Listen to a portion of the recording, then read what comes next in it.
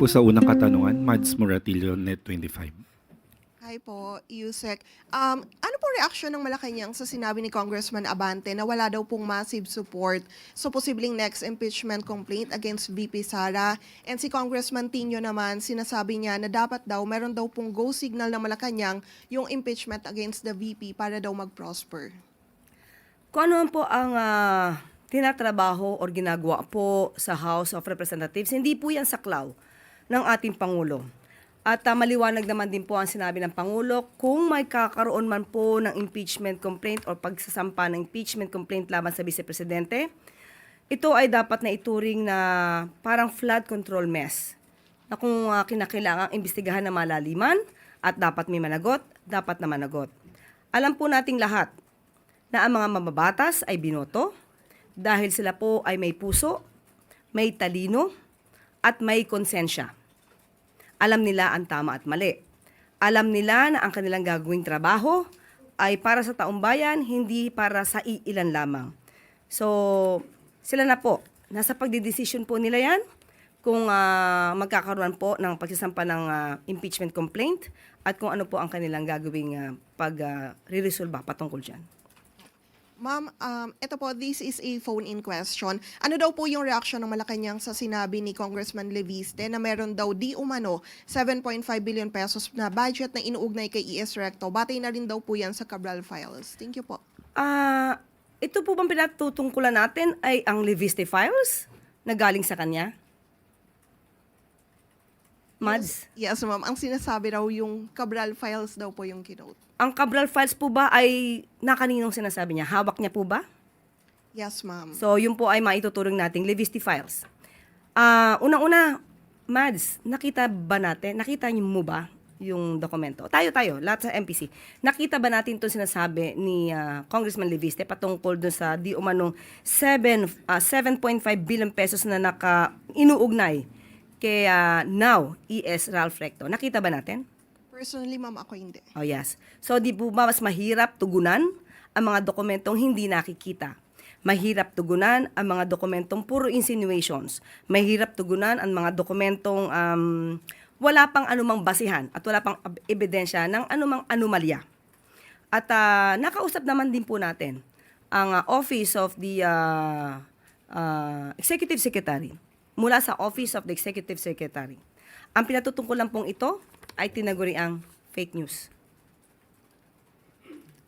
Sunod po na katanungan, Tristan Nadalon, Newswatch Plus. Good morning, Yusek.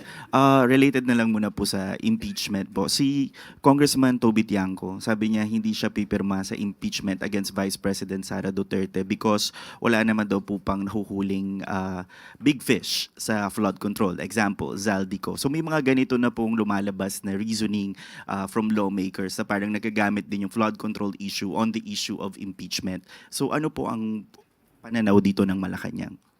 Kung yun po ang kanyang opinyon, hindi natin pwedeng pigilan kung ano man ang opinyon ni Congressman Toby Tiangco. Kung dati nga po ay hindi siya pumirma sa nasabing impeachment complaint dahil divisive o dahil magiging cause ng pagkakahati-hati. At ngayon naman po ay iba na ang kanyang dahilan. Ito daw ay dahil sa kung walang maipapakulong na big fish. Kung sa ordinaryong pananaw, hindi naman po konektado ang flood control mess sa impeachment complaint kung isasampa man to kay Vice Presidente. Iba po ang issue ng kinapapalooban or kinakasangkutan ng Vice Presidente at iba naman po yung flood control projects. At alam po naman natin na hanggang sa ngayon, ang Pangulo at ang administrasyon ay patuloy na nagtatrabaho upang mapanagot ang dapat na mapanagot. So, hindi po siguro dapat na kinukumpara. Or rather, hindi kinukumpara, kundi hindi dapat ini-equate. Hindi siya dapat depende ang anuman desisyon patungkol sa impeachment complaint. Hindi siya depende sa outcome ng pag-iimbestiga sa flood control projects. Habulan po na katanungan, Yusek, Ivan Yusek, Marina, Jamisa. Yes, Attorney Harry Roque called you out over your statement that as an alleged fugitive, he should never be assisted by the diplomatic agents of the Philippine Embassy. Ito raw po ay refleksyon ng inyong gross ignorance of the law, diplomatic practice, and the fundamental rights of Filipino citizens abroad. What do you say to this? Yan naman po kasi ang problema. Mahilag po kasi magkaroon ng twisting of facts. Kung nadinig lamang niya at napanood ng buo ni Harry Roque ang ating content. Actually, nag-start po ito sa isang content sa ating YouTube channel. Dahil nung nag-circulate po ang larawan na ito, minabuti ko pong makausap at magtanong mismo sa secretary ng DFA, si Secretary Tess Lazaro, dahil nakita po nga natin to at hindi ko ninais na magkaroon ng nagpahid ng anumang akusasyon sa ating Ambassador Luli Arroyo Bernas. So bago po natin ito kinontent, ay itinanong natin mismo kay Secretary Tess Lazaro. At ang unang-una nating content patungkol dyan ay niliwanag po natin na yung larawan na yon ay noong 2023 pa. So yun nga po ang mahirap kay Harry Roque, nakikinig yata siya sa chismis at hindi niya pinanunood ng buo yung pinaka-content natin. Mismo sinabi natin na wala pong bagong larawan at wag nating pahira ng anumang akusasyon si Ambassador Luli Arroyo Bernas. Pero ang sinabi po natin bilang representative ng Pilipinas, hindi po magiging maganda kung magkakanlong ng fugitive. Sana naman po ay naintindihan niya kung anong ibig sabihin ng pagkakanlong. Ang pagkakanlong po ay pagtatago sa isang fugitive. Hindi po natin sinasabi na dapat na wag tulungan ang isang fugitive. Mas maganda po talagang tutulungan ang isang fugitive na makabalik sa Pilipinas. Pag sinabi po natin pagkakanlong, yun po ay pagtatago. Pagkukubli sa isang executive or rather sa isang fugitive mula sa kamay ng batas dito sa Pilipinas. So, mas maganda po kay Harry Roque, intindihin muna po ang buong video, panoorin niya, para po hindi naman po siya nagiging source palagi ng fake news.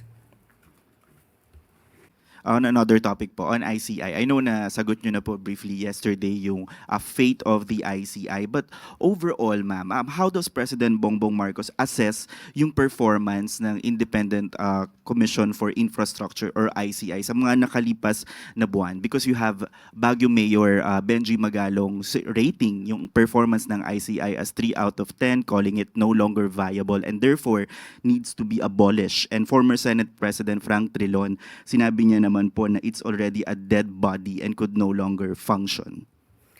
Siguro po, muli kay Mayor Magalong, wag niya naman muna pong pangunahan kung anong nasa isip ng Pangulo. Sa ngayon po, nandiyan po ang tiwala ng Pangulo sa ICI. Ang nais lang din po ay mapanagot ang lahat mapanagot. Walang sinisino, walang kinikilingan. At hayaan na lang po natin muna kung ano po ang mangyayari sa ICI dahil sa ngayon po, ang tiwala ng Pangulo sa ICI ay nandiyan pa rin po. So kung ano man po ang sinasabi ng iba, hayaan na natin at huwag pangunahan ng Pangulo. Follow-up question, Ana Bajo, GMA News Online. Morning, ma'am. Ma'am, sa ICI lang po, sabi po ni Special Advisor Rodolfo Azurin, the ICI cannot yet make any referrals amid its ongoing probe po sa flood control due to lack of commissioners. Hindi po ba ito cause for concern? And hindi po ba nakikita ng Palace yung need na mag-appoint po ulit ng bagong commissioners para magpatuloy po yung investigation? Sa ngayon po sa aking pagkakatingin ay hindi naman po pwedeng hindi sila or wala silang kakayanan magrekomenda ng kaso na maaari maimbestigahan. Kahit sino nga po ay pwedeng magbigay ng anumang rekomendasyon sa ombudsman. So kung kanila yung recommendatory kanilang function to recommend the filing of the case to the ombudsman, kahit po nag-iisa ang isang Justice Reyes.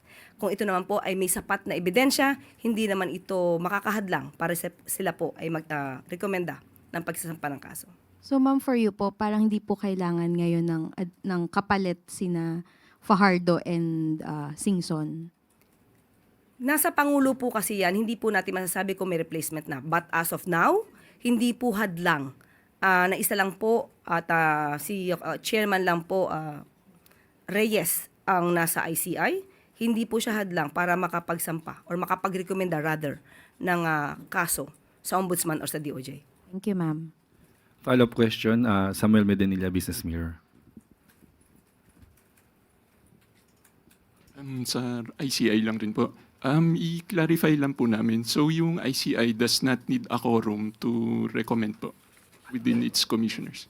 Recommendation lang naman po. So hindi mo na, sa aking pagkakaintindi, hindi po kailangan ng quorum dahil nabuo po sila para po makumpleto po ang pag-iimbestiga. Katulad po ni Secretary Babe Singson at si Commissioner Fajardo. So ang kanilang mandato po ay, according to them, ay natapos naman din po. So kung magre-recommenda ng kaso at kumpleto na po ang mga ebidensyang naipasok sa kanila, maaari po itong i-recommenda. Thank you po. Another follow-up po, Ivan Mayrina, GMA7.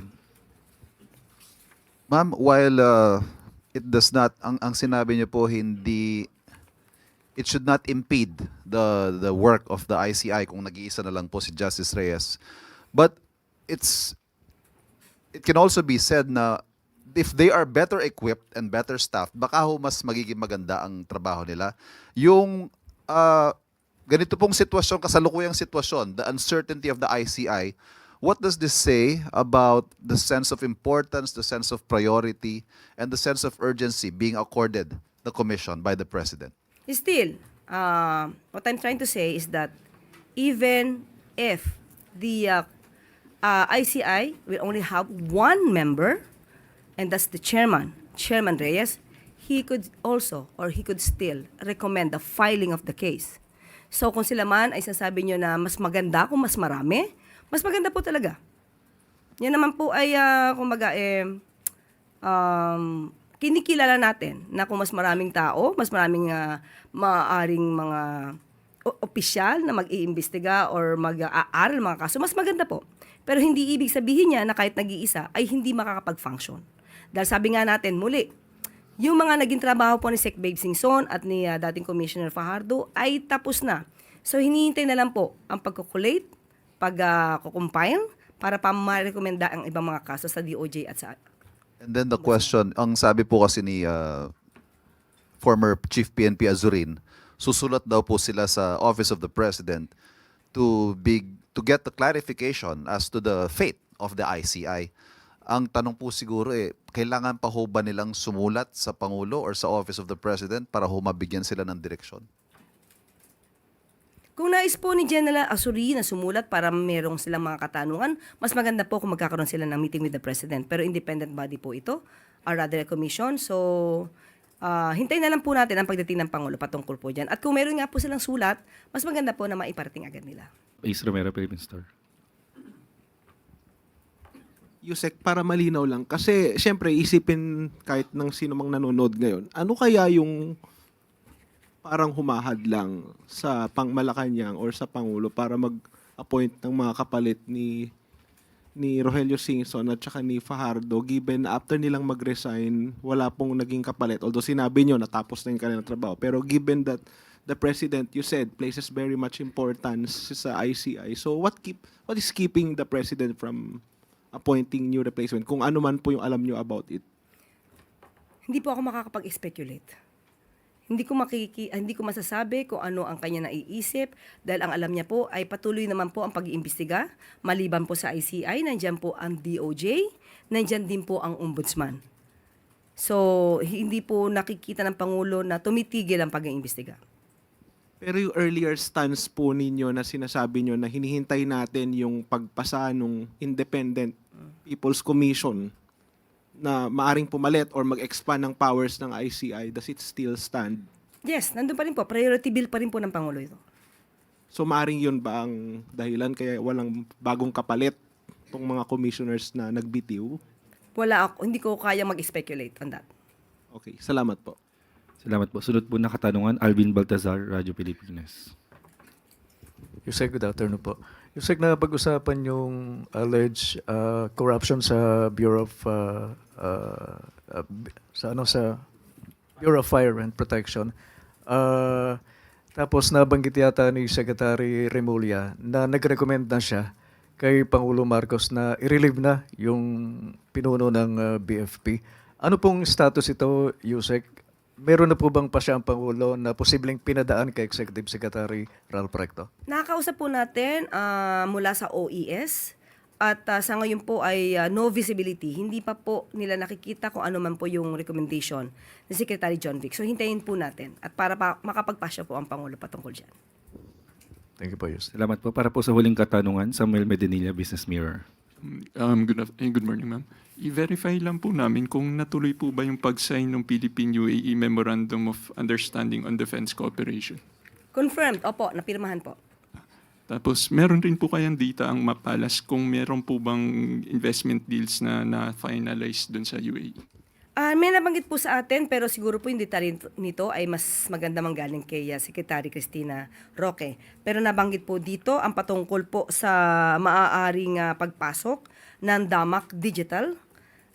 Ito po ay we are looking at the largest data center in the Philippines with the DAMAC Digital highlights.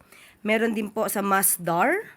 Ito naman po ay patungkol sa investments for a 10 gigawatt renewable energy.